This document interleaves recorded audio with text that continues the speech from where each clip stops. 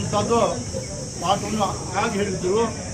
ಅದೇ ರೀತಿ ಅವರು ಆಚಾರ ವಿಚಾರಗಳ ಈಗೂ ಕೂಡ ಇದನ್ನು ನಡೆಸ್ತಾ ಬಂದಿದ್ದಾರೆ.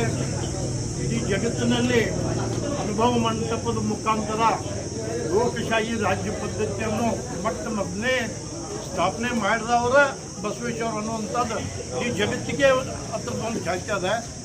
ಅದರದ ಅನುಸರಣೆ ಈಗ ಇಡೀ ಜಗತ್ತೆಲ್ಲ ಮುಂದುವರಿಸ್ತಾ ಇದೆ. 12ನೇ ಶತಮಾನದಲ್ಲಿ ಅವರು ಈ ಅನುಭವ ಮಂಟಪದ ಮುಖಾಂತರ ಅದರದ್ದು ಚಾಲನೆಯನ್ನು ನೀಡಿದ್ದಾರೆ.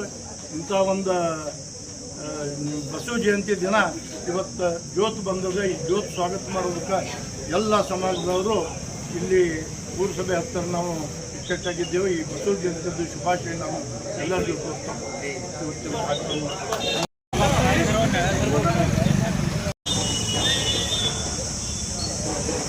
ಹೆಂಗೆ ಬರ್ರಿ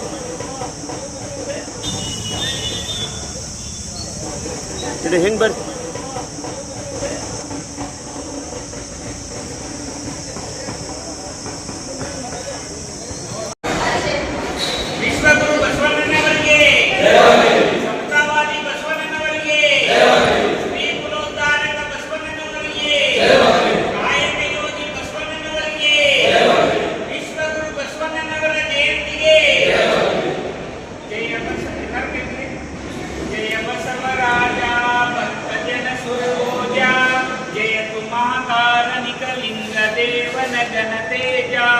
जयतु करुणा सिंधु भरित जन बंधु जय इष्टदायक रक्षिसो श्री गुरु बसवा रक्षिसो श्री गुरु बसवा जय जय। तेज प्रभु न्यूज के स्वागत।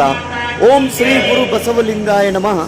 विश्व गुरु गायक योगी समतावादी स्त्री कुलोद्धारक ಮಾ ಮಾನವತಾವಾದಿ ವಿಶ್ವದ ಮೊದಲ ಸಂಸತ್ತಿನ ಅನುಭವ ಮಂಟಪದ ಸ್ಥಾಪಿಸಿ ಕನ್ನಡ ಸಾಹಿತ್ಯ ಮುಕುಟಮಣಿಯಾದ ವಚನ ಸಾಹಿತ್ಯವನ್ನು ವಿಶ್ವಕ್ಕೆ ಕೊಟ್ಟು ನುಡಿದಂತೆ ನಡೆದ ಶ್ರೀ ಗುರು ಬಸವಣ್ಣನವರ 893ನೇ ಜಯಂತಿ ಉತ್ಸವ ಕಾರ್ಯಕ್ರಮ ಇಂದು ಸಂಕೇಶ್ವರ ಪಟ್ಟಣದಲ್ಲಿ ಅತಿ ಭಕ್ತಿಯಿಂದ ಮತ್ತು ವಿಜೃಂಭಣೆಯಿಂದ ಜರುಗಿತು. ಯುವಕರು ವಿವಿಧ ಕಡೆಯಿಂದ ಬಸವ ಜ್ಯೋತಿಯನ್ನು ತೆಗೆದುಕೊಂಡು ಬಂದಿದ್ದರು. ಮೊದಲಿಗೆ ಪುರಸಭೆಯಲ್ಲಿ ಆಗಮಿಸಿದಂಥ ಬಸವ ಜ್ಯೋತಿಗೆ ಎಲ್ಲ ಗಣ್ಯಮಾನ್ಯರಿಂದ ಮತ್ತು ಪುರಸಭೆ ವತಿಯಿಂದ ಪುಷ್ಪಾರ್ಪಣೆ ಮಾಡುವ ಮೂಲಕ ಬಸವ ಜ್ಯೋತಿಗೆ ಸ್ವಾಗತವನ್ನು ಕೋರಲಾಯಿತು. ತದನಂತರ ಪುರಸಭೆಯಲ್ಲಿ ಫೋಟೋ ಪೂಜೆ, ಮಹಾಮಂತ್ರ ಪಠನ ಹಾಗೂ ಸಂಕೇಶ್ವರ್ ಗೋಕಾಕ್ ರೋಡ್ನಲ್ಲಿ ಹತ್ತಿರ ಇರುವ ಬಸ್ ನಿಲ್ದಾಣ ಎದುರಿಗೆ ಇರುವ ವಿಶ್ವಗುರು ಬಸವೇಶ್ವರ ಮೂರ್ತಿಗೆ ಮಾಲಾರ್ಪಣೆ ಮಾಡುವ ಮೂಲಕ ಶ್ರೀ ವಿಶ್ವಗುರು ಬಸವೇಶ್ವರ ಜಯಂತಿಯನ್ನು ವಿಜೃಂಭಣೆಯಿಂದ ಆಚರಣೆ ಮಾಡಲಾಯಿತು.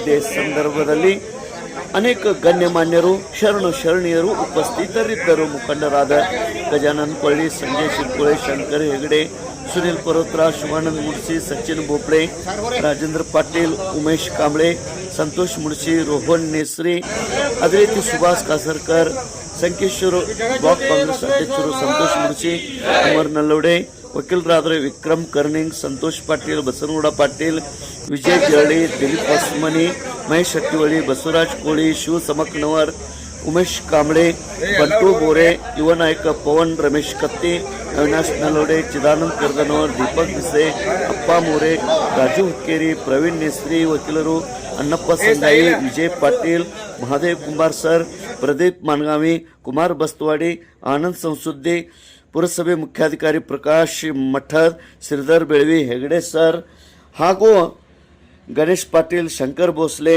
ಹಾಗೂ ನೂರಾರು ಸಂಖ್ಯೆಯಲ್ಲಿ ಶರಣೀಯರು, ಯುವಕರು ಹಾಗೂ ಮಹಿಳೆಯರು ಉಪಸ್ಥಿತರಿದ್ದರು.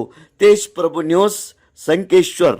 ಅಥವಾ ಈಗಿನ ಏನು ಪ್ರಾಬ್ಲಮ್ಸ್ ಅದಾವಲ್ಲ, ಜಾತೀಕರಣ ಆಗಲಿ ಅಥವಾ ಬೇರೆ ಕೆಲಸ ಬಗ್ಗೆ ಇಂಥವೆಲ್ಲ 12ನೇ ಶತಮಾನದಾಗ ಅವ್ರು ಹೇಳ್ಯಾರ. ಯಾವ ಟೈಮ್ದಲ್ಲಿ ಪೆನ್ನು ಕಾಗದ ನಿಮ್ಮ ಕಂಪ್ಯೂಟರ್ನಾಗ ದೂರ ಉಳಿತು, ಪೆನ್ನು ಕಾಗದನೂ ಸಿಗ್ತಿದ್ದಿಲ್ಲ. ಆ ಟೈಮ್ ಒಳಗೆ ಅವರು ಎಲ್ಲ ಜಾತ್ಯತೀತ ಎಲ್ಲ ಧರ್ಮವನ್ನು ಸೇರಿಕೊಂಡು ಒಂದು ಸಮೂಹ ಇದು ಮಾಡಿದರು. ಅದರಂತೆ ಈಗ ನಾವು ಮಹಿಳಾ ಬಿಲ್ ಬಗ್ಗೆ ಈಗ ಹೇಳ್ತಾ ಇದ್ದಾರಲ್ಲ, ಅವಾಗ 12ನೇ ಶತಮಾನದಲ್ಲಿ ಅವರು ಬಸವಣ್ಣವರು ತಮ್ಮ ಪಾರ್ಲಿಮೆಂಟದಲ್ಲಿ ತಮ್ಮ ಇದರಲ್ಲಿ ಅವರು ಮಹಿಳೆಗೆ ಪ್ರದಾನ ಕೊಟ್ಟಿದ್ದರು. बसवेश्वर महाराजांनी त्यांच्या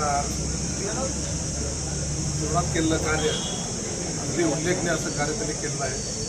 12व्या शतकात त्यांनी समाजाला एक दिशा जी दाखवली ती खऱ्या अर्थानं त्यावेळेला जर वेळेच्या पुढं असलेली एक विचारधारा त्यांनी त्यावेळी जनतेला दाखवली. ती खऱ्या अर्थानं उल्लेखनीय अशी त्यांची विचारधारा होती. मला तर काळाच्या पुढं जाऊन त्यांनी विचारधारा समाजाला दिली होती.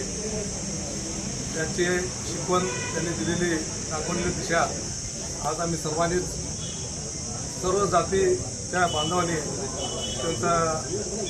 त्यांनी दाखवलेली दिशा आमच्या दिशेच्या दृष्टीनं वाचार केली पाहिजे. ಇವತ್ತು ಸಂಕೇಶ್ವರ ನಗರದಲ್ಲಿ ಏನು ಜಗಜ್ಯೋತಿ ಬಸವೇಶ್ವರ ಅವರ ಜಯಂತಿಯನ್ನು ನಾವು ಆಚರಿಸ್ತಾ ಇದ್ದೀವಿ. ಮೊದಲಿಗೆ ನಾನು ಎಲ್ಲ ಸಮಾಜದ ಬಾಂಧವರಿಗೆ ಧನ್ಯವಾದಗಳನ್ನು ಹೇಳಕ್ಕೆ ಇಷ್ಟಪಡ್ತೀನಿ. ಇವತ್ತಿನ ದಿನ ಈ ಒಂದು ಜಯಂತಿಯನ್ನು ಅದ್ದೂರಿಯಾಗಿ ಆಚರಣೆ ಮಾಡಲು ತಾವೆಲ್ಲ ಇಲ್ಲಿ ಬಂದು ತಮ್ಮ ಉಪಸ್ಥಿತಿಯಿಂದ ಶೋಭೆ ತಂದಿದ್ದೀರಿ. ಅದಕ್ಕೆ ತಮಗೆಲ್ಲರಿಗೂ ಧನ್ಯವಾದಗಳನ್ನು ಹೇಳುತ್ತಾ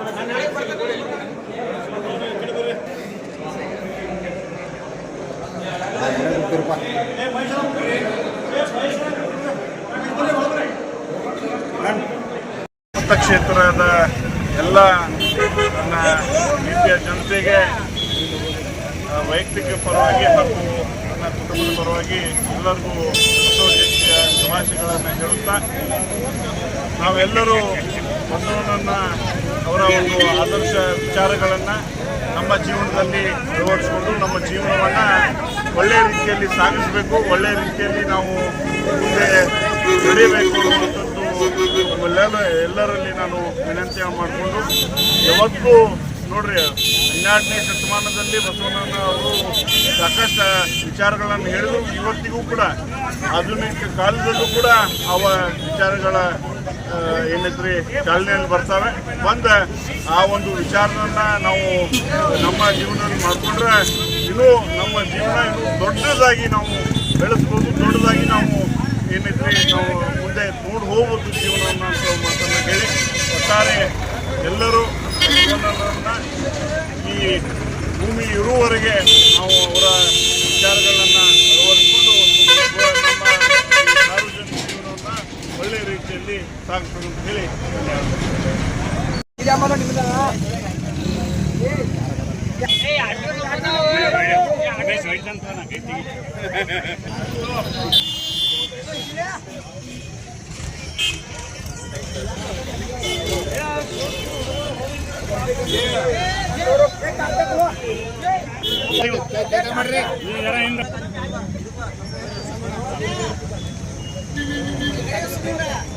ನಮ್ಮ